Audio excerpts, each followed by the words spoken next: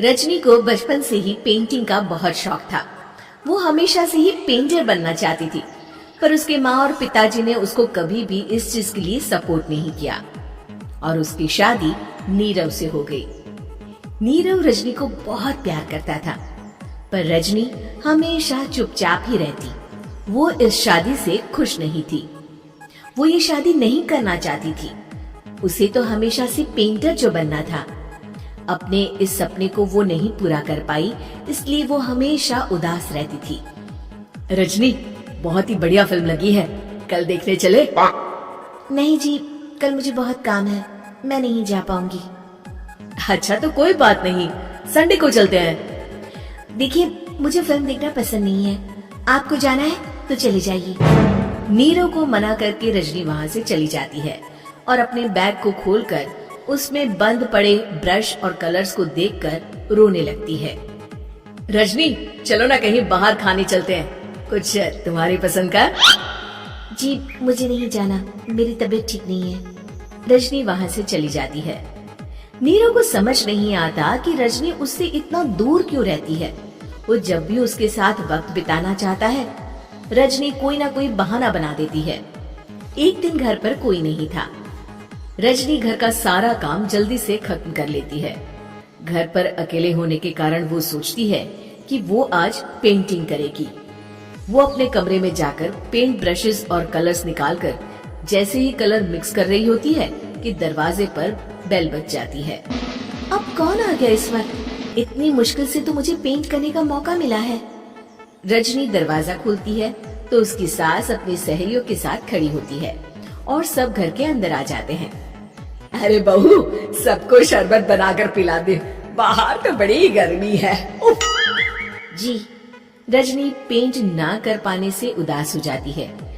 उसे गुस्सा भी आ रहा होता है कि उसने इस शादी के लिए हाँ क्यों कह दी। वो रसोई में जा रही होती है कि उसकी सास उसे रोकती है।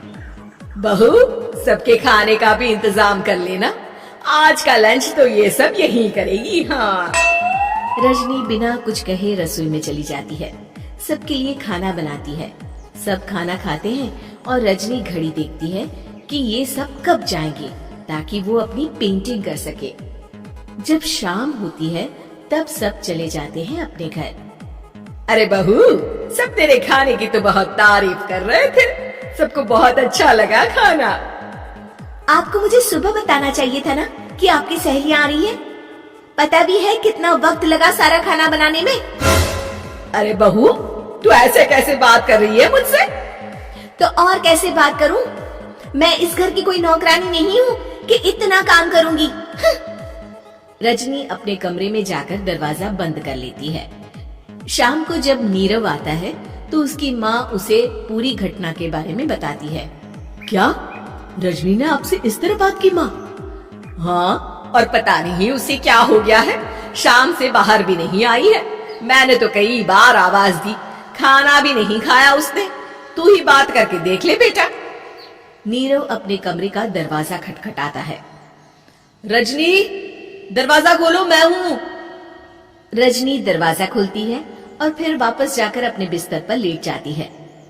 रजनी, माँ से बात करने का ये क्या तरीका है? मैंने कोई गलत बात नहीं की है।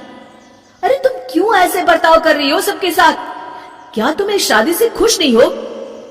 रजनी कुछ नहीं बोलती। अरे बताओ मुझे रजनी, क्या ये शादी तुम्हारी मर्जी के खिलाफ हुई है? हाँ, मैं ये शादी कभी नहीं करना चाहती थी। तुमसे क्या, मैं किसी से भी शादी नहीं करना चाहती थी।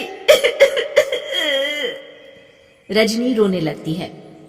चुप हो जाओ रजनी, बताओ मुझे, तुम क्यों नहीं करना चाहती थी शादी? रजनी बेड के नीचे से अपने पेंटिंग्स, कलर्स, ब्रश, पेपर्स निकालती है। इतने में उसकी सास भी कमरे में आ जाती है। ये देख रहे हो, ये थे मेरे सपने।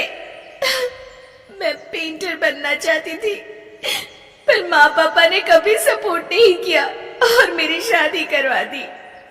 मेरे सारे सपने टूट गए। हर वक्त बस गुस्सा आता रहता है मुझे। मैं जानती हूँ कि आप लोगों की इसमें कोई गलती नहीं है, पर मैं क्या करूं, मुझे समझ में नहीं आता।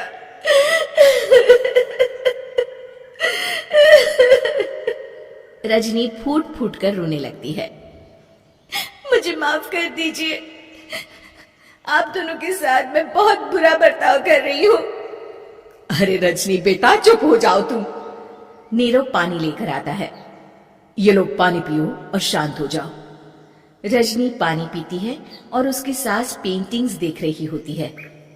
अरे नीरव, हमें तो पता ही नहीं था कि हमारी बहू कलाकार है। अरे कितनी अच्छी पेंटिंग्स बनाई है, देखो तो। ये वाली तो मैं अपने कमरे में ले जाऊंगी। आपको ये पेंटिंग्स अच्छी लगी? अच्छी नहीं, बहुत अच्छी लगी। और तुमने हमें बताया क्यों नहीं? तुम जब चाहे पेंटिंग कर सकती हो रजनी। हम तुम्हारे सपनों को पूरा करने में तुम्हारा पूरा साथ देंगे। हाँ बेटा, हम कला की कद्र करते हैं। हम कलाकार तो नहीं, पर मुझे गर्व है कि मेरी बहू एक कलाकार है। रजनी, नीरव और सास तीनों हंस पड़ते हैं।